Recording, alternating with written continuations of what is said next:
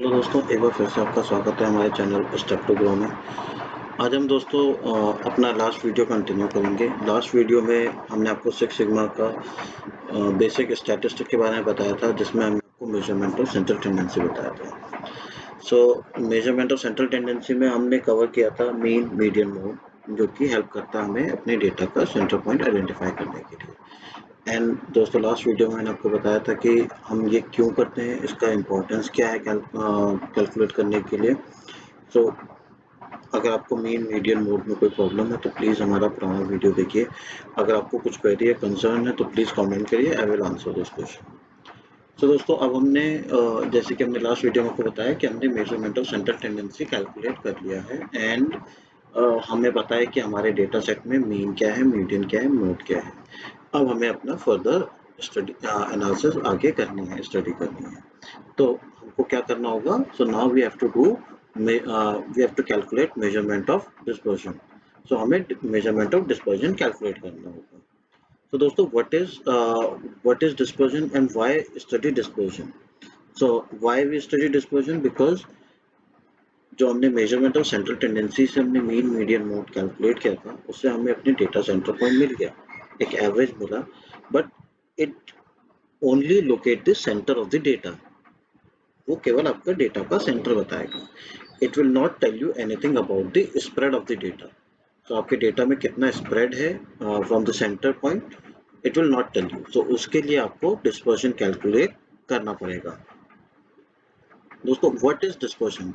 सो जो दो basic questions होते हैं, अगर हम डिस्पर्जन बात कर रहे हैं तो बेसिक क्वेश्चन दो यही होते हैं कि डिस्पर्जन है क्या और हमें इसे क्यों करना है। सो क्यों करना है उसका आंसर मैं आपको दे चुका हूँ कि मेजरमेंट ऑफ सेंट्रल टेंडेंसी से आपको डेटा सेंटर पता चलता है, आपको अपने डेटा का वेरिएशन पता नहीं चलता है।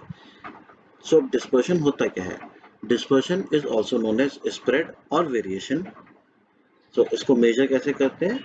The item vary from the central value, so it measure the degree of variation. So dispersion is nothing which is spread of your data or the variation. So आपको आपके डेटा का central point पता चल गया, data centre पता चल गया with the central tendency. Now dispersion will tell you कि आपके हर एक डेटा पॉइंट जो है वो सेंटर से कितनी दूरी पर है। so, कितना वेरिएशन आपके डेटा में एग्जिस्ट करता है। So what is the significance of measuring dispersion?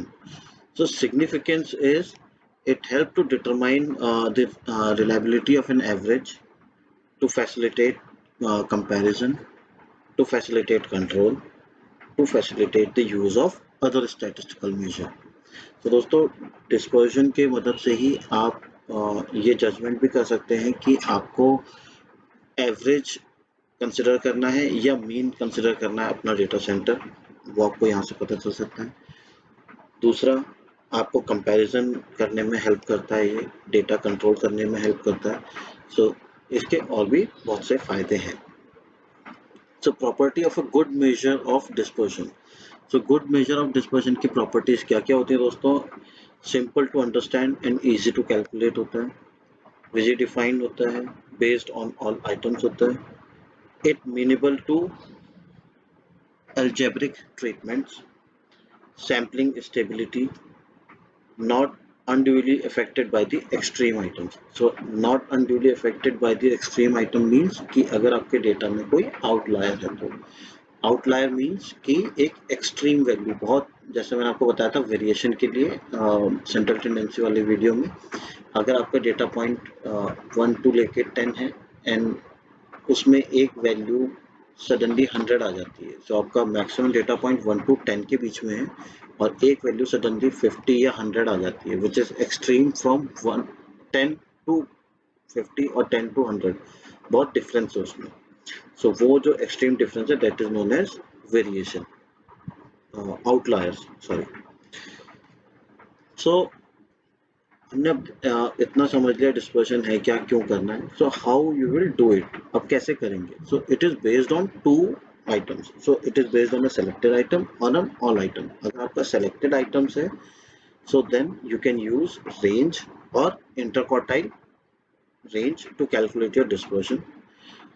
अगर आप डिस्पर्शन कैलकुलेट कर रहे हैं on all items, then you can use mean deviation which is also known as variation and standard deviation. तो दोस्तों अभी जो हमने पढ़ा that is all basics about और the information about the dispersion. तो नाउ डिस्पर्शन को कैलकुलेट करने के हमारे पास 4 फॉर्मूले हैं, ये 4 मेथड है कैलकुलेट करने के लिए। Range, interquartile range, mean deviation which is also known as variation, and then standard deviation. A small value of a measure of dispersion indicate that the data are clustered, closed. The mean is therefore the representative of the data. A large measure of dispersion indicate that the mean is not reliable. It is not the representative of the data. So दोस्तों जैसे मैं अपने इसी video में पहले भी repeat कर चुका हूँ कि अगर आपके डिस्पर्शन की जो वैल्यू आती है कैलकुलेट करके वो अगर बहुत बड़ी है, इंडिकेटर सो स्मॉल वैल्यू है, तो इट मीन्स कि आपका जो मीन है वो आप सेंटर वो रिप्रेजेंट कर रहा है आपके डेटा को एंड वो सही है, and you can consider mean as a central data centre of your data. And अगर आपका जो डिस्पर्शन है वो ज़्यादा आता है, उसकी वैल्यू बहुत ज़्यादा आती है, देन इट मीन्स कि ये जो मीन है आपका वो रिलायबल नहीं है और वो आपके डेटा को रिप्रेजेंट नहीं करता है।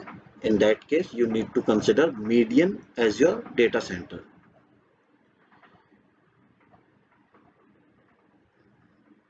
तो दोस्तों now we will study the method of variation. जो हमने बताया था आपको, range, interquartile range, mean deviation which is also known as variation, and standard deviation. I hope कि आपको with measurement of dispersion समझ में आया होगा, इसके बेसिक समझ में आए होंगे। अगर आपको कोई क्वेरी है तो प्लीज़ कमेंट करें, I will answer those question. अगर आपने हमारा चैनल सब्सक्राइब नहीं किया है तो प्लीज़ सब्सक्राइब करें। Thank you for watching.